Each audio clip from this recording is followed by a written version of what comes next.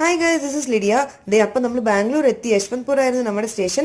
എനിക്ക് എപ്പോൾ ബാംഗ്ലൂർ വന്നാലും തമിഴ്നാട് പോലെ തോന്നൂല. എന്താ വെച്ചാൽ ഒരു വൃത്തി ഉണ്ടാവത്തില്ല.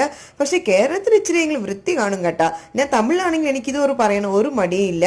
അപ്പം നമ്മൾ യശ്വന്ത്പൂർ ഇന്ന് കോരമംഗലോട്ട് പോവുകയാണ്. ഓട്ടോയ്ക്ക് ആ ചേട്ടൻ 650 രൂപയും ചോദിച്ചു. നമ്മൾ ഓളം നോക്കിയപ്പോൾ ഒരു മനുഷ്യരും ഓളം എടുക്കുന്നില്ല. പക്ഷെ അതിൽ 400 രൂപ കാണിച്ചാലും കുഴപ്പമില്ല, ഒന്നും ഇല്ലാതെ കൊണ്ട് നമ്മൾ ഓട്ടോ കയറി പോയി 650 രൂപ കൊടുത്തിട്ട്. നമ്മളപ്പോൾ കോരമംഗലമാണ് പോയത്. പോകുന്ന വഴിക്ക് അപ്പം ചെറുതായിട്ട് ഒന്ന് സിറ്റിയൊക്കെ കാണിച്ചു. എനിക്ക് കന്നഡ വലുതായിട്ട് അറിയത്തില്ല, പക്ഷെ കേട്ടാൽ മനസ്സിലാവും. പക്ഷെ എന്നെ തങ്കക്കുട്ടിക്ക് ഹിന്ദി നല്ലോണം അറിയാം, അതുകൊണ്ട് ഒരു കുഴപ്പമില്ല, നമുക്ക് എവിടെ വേണമെങ്കിലും പോവാം. ഇന്ത്യയിൽ കോരമംഗലിൽ എത്തിയപ്പോൾ ഇഷ്ടംപോലെ പബ്ബ് ഉണ്ടായിരുന്നപ്പോൾ തന്നെ എനിക്കൊരു സന്തോഷം. എന്താണെന്ന് അറിയാമോ, അവിടെ ഫുഡ് അടിപൊളിയായിരിക്കും.